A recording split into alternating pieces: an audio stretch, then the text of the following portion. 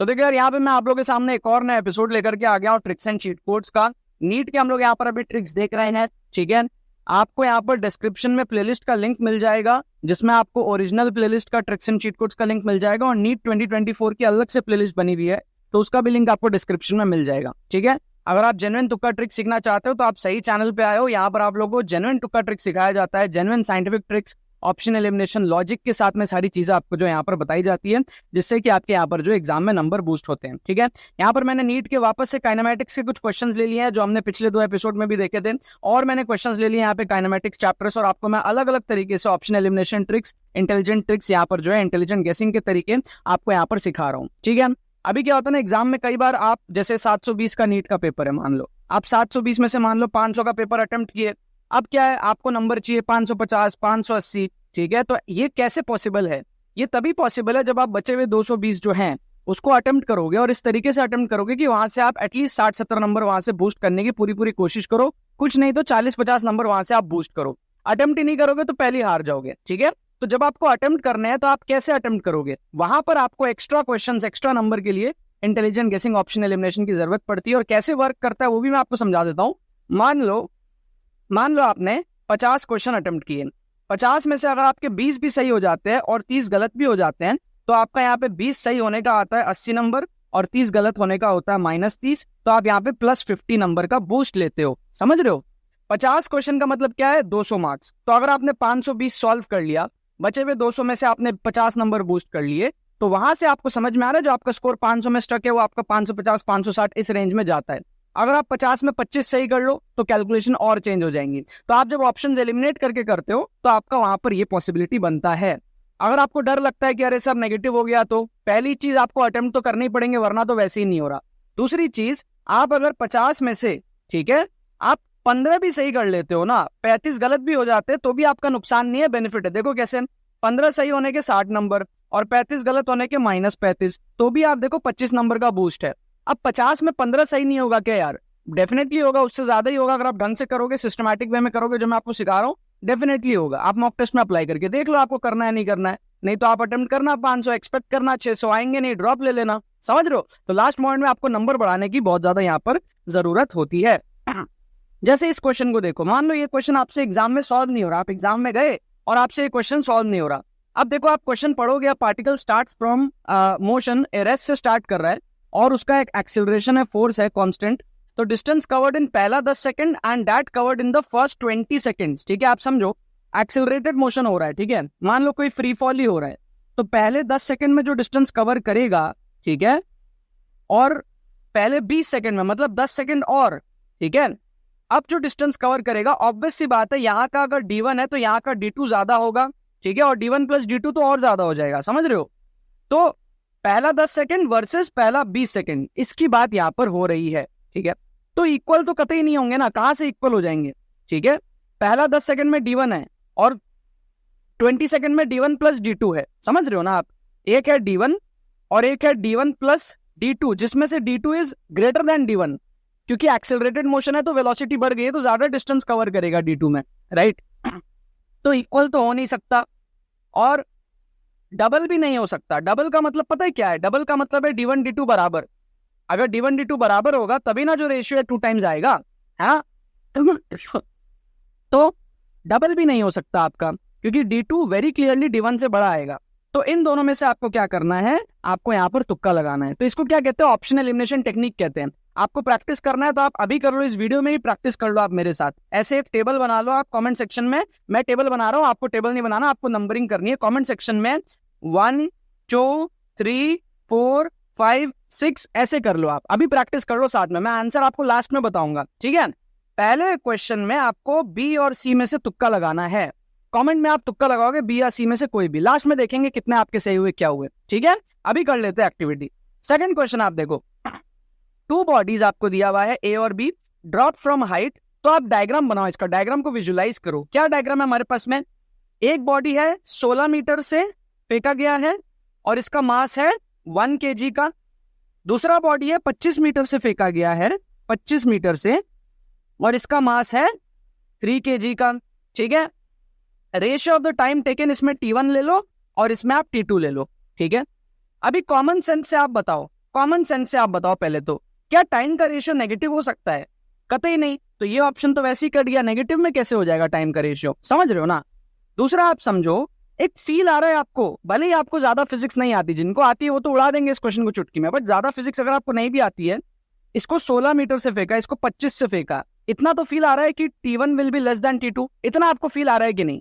थोड़ी बहुत फिजिक्स में आप सोचो, भले ही मासेस का फर्क है, सब है, वो एक्चुअल फिजिक्स जो बच्चा जानता है वो तो समझ गया होगा क्वेश्चन, बट फिर भी आप देखो नॉर्मल 16 मीटर से फेंक रहे हैं, ठीक है, और ये 25 से है। आपको अगर ऐसा लग रहा हो कि वेट का इफेक्ट होगा, भारी है, फिर भी आप देखोगे तो आपको ये फील आएगा कि टाइम T1 का कम होगा T2 से, राइट। तो इस इंट्यूशन से आप एटलीस्ट 12/5 को एलिमिनेट कर सकते हो, क्योंकि 12 इज लाइक बहुत ज्यादा हो गया है ना। ये कह रहा है कि T1 is more than 2 times, 12/5 मतलब 2 से भी बड़ा, ऐसा नहीं आएगा। इंट्यूशन से हम 12/5 को हटा सकते हैं। अब रहा 5/12 और आपका क्या है 4/5, ठीक है। अब आप इंट्यूशन से अगर देखोगे तो आपको 5/12 बहुत ज्यादा छोटा लगेगा। 5/12 का मतलब पता है क्या है, कि T2 जो है वो डबल से भी ज्यादा बड़ा है कंपेयर टू T1।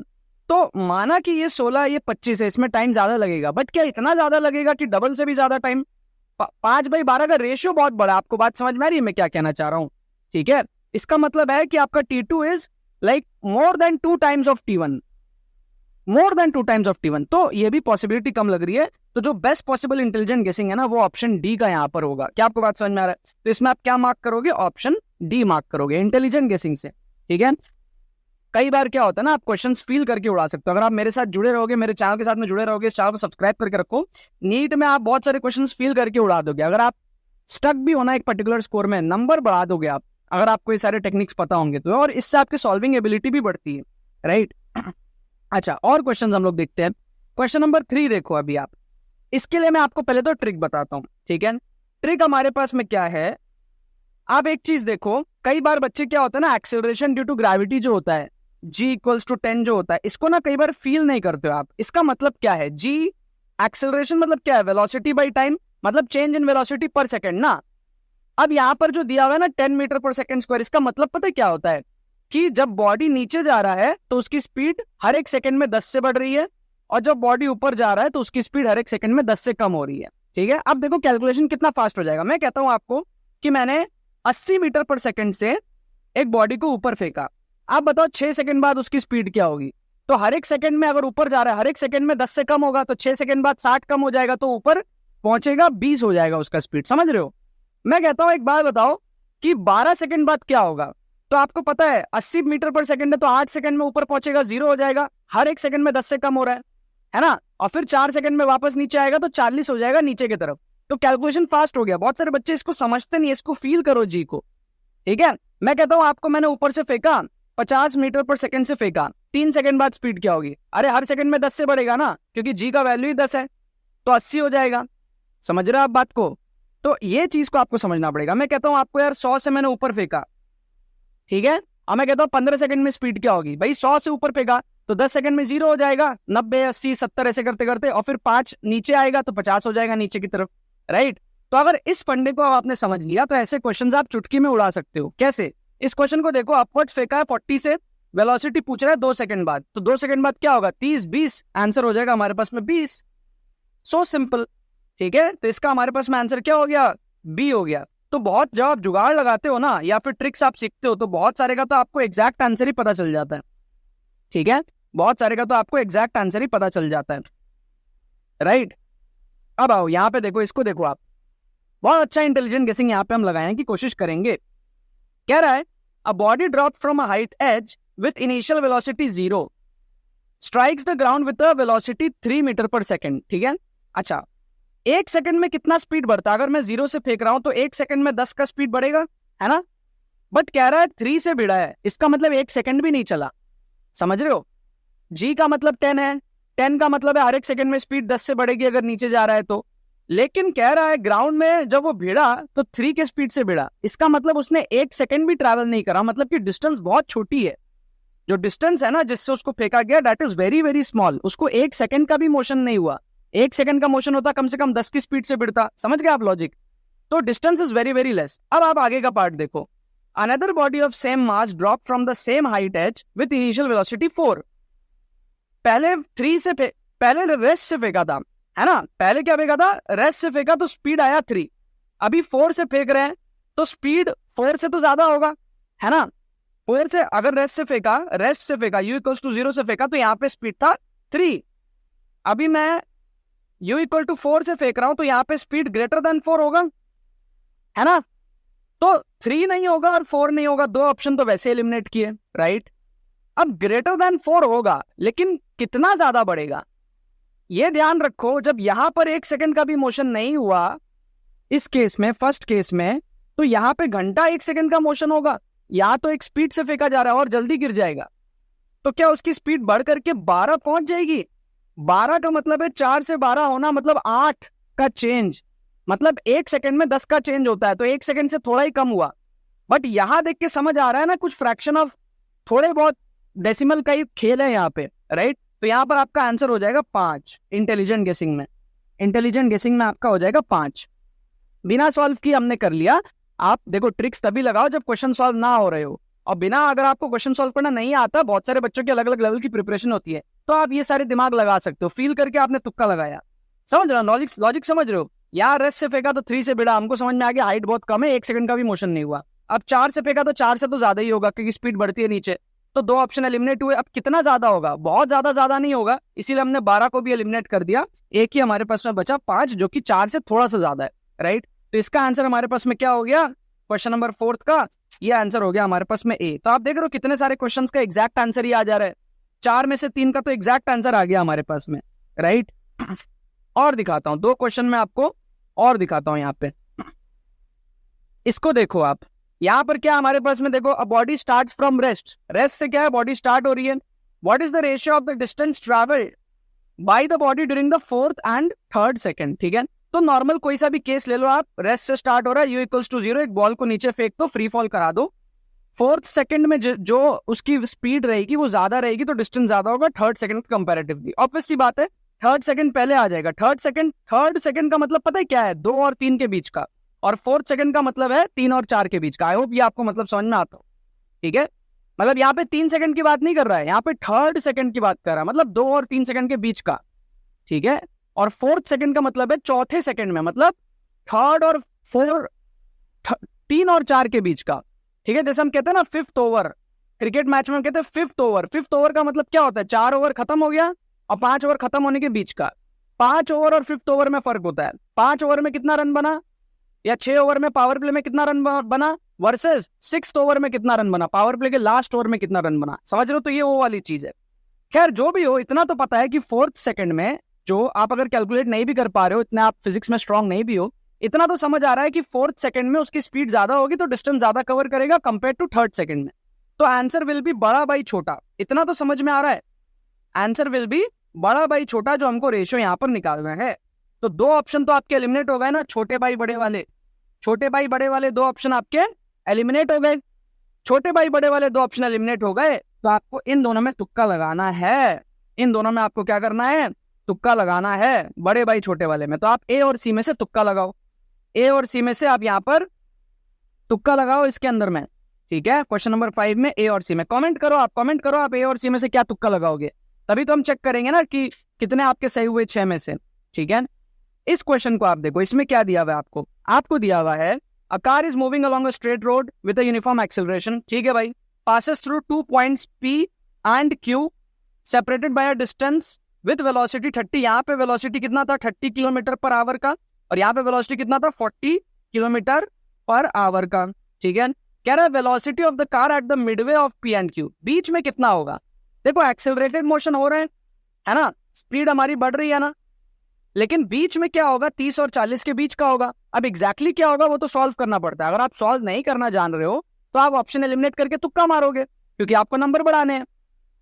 तो आप अब देखो 30 और 40 के बीच में होगा, कम से कम आप 2 ऑप्शन यहाँ पे तो एलिमिनेट करो। आप देखो 0.35, इतना कम कहां से हो जाएगा, मजाक चल रहा है क्या, ठीक है। फिर आप देखो 33.3 तो ठीक है, बीच का है। 20√2 का मतलब क्या है, 20√2 इज 20 इंटू 1.4, है ना। तो ये आप देखोगे तो आप पे 28 आ गया, तो 28 तो 30 से भी कम है, तो ये भी नहीं होगा, ये आपका एलिमिनेट हो गया। 25√2 चेक कर लो, 25 इंटू 1.4, तो 25 इंटू 1.4 ये आपका जो है 30 और 40 के बीच में आएगा, ठीक है। तो अब आपको यहाँ पर ए और सी में से तुक्का लगाना है। दो ऑप्शन आपके एलिमिनेट हो गए, BD, राइट। तो इसमें आप क्या करोगे, ए और सी में से तुक्का लगाओगे, ए और सी में से आप तुक्का लगाओगे। अब आपको समझ आ रहा है खेल, 6 में से 3 तो सही हो गए, बचे 3 में से 1-2 सबके सही हो जाएंगे, मतलब ओवरऑल इस 6 में से 4-5 आप सबके एवरेज सही हो जाएंगे। तो आप देखो नेगेटिव थोड़ा बहुत हुआ, बट पॉजिटिव कितना सारा हुआ। अब सोचो ये सारे क्वेश्चंस आप अटेम्प्ट ही नहीं करते तो आप एग्जाम में बहुत सारे क्वेश्चंस छोड़ देते हो क्योंकि आप श्योर नहीं होते हो, है ना। बट आपको ये समझना पड़ेगा कि भाई आप श्योर नहीं हो तो बात ठीक है, लेकिन आप अटेम्प्ट ही कम करोगे तो फिर तो वैसे ही आप हार गए। रिजल्ट वाले दिन आप नहीं हारोगे, फिर आप पेपर वाले दिन ही हार जाओगे। कम से कम आप एक होप तो रखो कि हाँ आप नंबर बढ़ाओगे और एटलीस्ट आप कट ऑफ MBBS का क्लियर करोगे। वरना बहुत सारे बच्चे नीट में खाली ड्रॉप लेते रहते हैं। आपको अटेम्प्ट करने चाहिए, ज्यादा से ज्यादा अटेम्प्ट करने चाहिए, लगभग पूरे अटेम्प्ट करने चाहिए आपको, ठीक है। करेक्ट आंसर्स आपको मैं बता देता हूँ। पहले क्वेश्चन का आंसर दिया हुआ है सी, इसका सी दिया हुआ है, इसका तो डी हो ही गया था, ठीक है। उसके बाद में ये दोनों तो बी और ए हो ही गए थे, ये दोनों बी और ए हो ही गए थे। इसका आंसर जहां तक है ए दिया हुआ है और इसका आंसर जहां तक है सी दिया हुआ है। आप लोग पूरा सॉल्व करके चेकआउट कर सकते हो, ठीक है। इसका ए दिया हुआ है, इसका सी दिया हुआ है। आप लोग कमेंट सेक्शन में कंफर्म कर देना, जो भी बच्चे सॉल्व किए कंफर्म कर देना। तो ये आंसर्स हैं। ऑन एन एवरेज सब बच्चों ने 4-5 यहाँ पे सही कर लिया होगा, ठीक है। तो यहाँ पर मैंने आपको 6 क्वेश्चन दिखाए इस वीडियो के अंदर में। इस 6 क्वेश्चन में आप लोग आंसर की एक बार अपने आंसर चाहो तो वेरीफाई कर लेना, बट 99.99% यही हमारे पास में आंसर है। मैंने सॉल्व करके तो नहीं देखा, जो आंसर की दिया हुआ है वो मैं आपको यहाँ पर बता रहा हूँ, ठीक है। अब आपको मैं एक चीज बता देता हूँ, आपको अगर अपना माइंडसेट डेवलप करना है, आपको अगर रिस्क मैनेजमेंट बढ़िया से सीखना है, आपको एग्जाम टाइम सिनेरियो में ट्रिक्स अगर आपके दिमाग में नहीं आता है, कैसे आपको एग्जाम में करना है, क्या करना है, सारी चीजें, एक स्ट्रक्चर्ड कोर्स है, काफी इंपॉर्टेंट कोर्स है। इसमें क्या होता है, सारे लॉजिकल और साइंटिफिक ट्रिक्स जितने भी हैं, जितने मुझे आते हैं सारे टाइप के आपको सिखाऊंगा मैं। प्री रिकॉर्डेड कोर्स होता है, आप जितने मर्जी बार चाहो देख सकते हो। नीट 2024 के एग्जाम तक आपके पास में इसका एक्सेस रहेगा, तो आप मल्टीपल टाइम्स देख सकते हो एग्जाम तक। 100 से 150 नंबर आप इसमें बूस्ट कर सकते हो। कैसे करोगे, with demonstration, with proof, with सारी चीजें आपको यहाँ पर दिखाई जाएंगी। आपका स्कोर मान लो 480 की रेंज में अटका है, तो वहां से आप कैसे 600 जाओगे, उसका पूरा आपको सारी चीजें मिलेंगी, विद प्रूफ, विद डिमॉन्स्ट्रेशन मिलेंगी। ये कोर्स 5+ आवर्स का होगा, ठीक है। और इसके अंदर में 10 एक्सक्लूसिव वीडियोस होंगे, मॉक टेस्ट आपको फ्री में मिलेगा। स्कोर इंप्रूवमेंट के लिए बेस्ट कोर्स है ये। ऐसा नहीं कि 0 से एकदम हीरो बन जाओगे आप, ये मत सोचो कि आप तुक्के से डॉक्टर बन जाओगे। आप नंबर बढ़ाओगे तुक्के से, ठीक है, और जो नेसेसरी थोड़े बहुत नंबर है आपके लास्ट के वो आप बढ़ाओगे। 1499 का कोर्स अभी आपको 999 में मिल रहा है, कुछ दिनों में इसकी प्राइस बढ़ जाएगी। प्राइस बढ़ने के पहले इसमें आप एनरोल कर लो, लिंक डिस्क्रिप्शन में दिया हुआ है, वहां से जाकर के आप डायरेक्टली एनरोल कर सकते हो। कोई क्वेरी अगर हो तो आप हमारी टीम को व्हाट्सअप करके एनरोल कर सकते हो, ठीक है। एनरोल जरूर से कर लेना, इससे आपका माइंडसेट डेवलप होगा, सारे ट्रिक्स आप सीखोगे। On spot exam time scenario में कैसे ट्रिक्स लगाना है, नीट के पेपर के अंदर में फुल पेपर तुक्का ट्रिक्स आपको दिखेगा, समझ आएगा कैसे ट्रिक्स आपको कभी भी बैकफायर नहीं करेगा। पूरा का पूरा माइंडसेट, पूरा का पूरा कॉन्फिडेंस, मोमेंटम, एनर्जी बूस्ट जो आपका होगा, आपके नीट एग्जाम में मैक्सिमम पोटेंशियल स्कोर आप अपना जो है लेकर के आ पाओगे इस कोर्स को देखने के बाद में। लिंक डिस्क्रिप्शन में दिया हुआ है, जाकर के आप लोग जरूर से एनरोल करना, ठीक है। चलो बाकी तो बस यही बात है।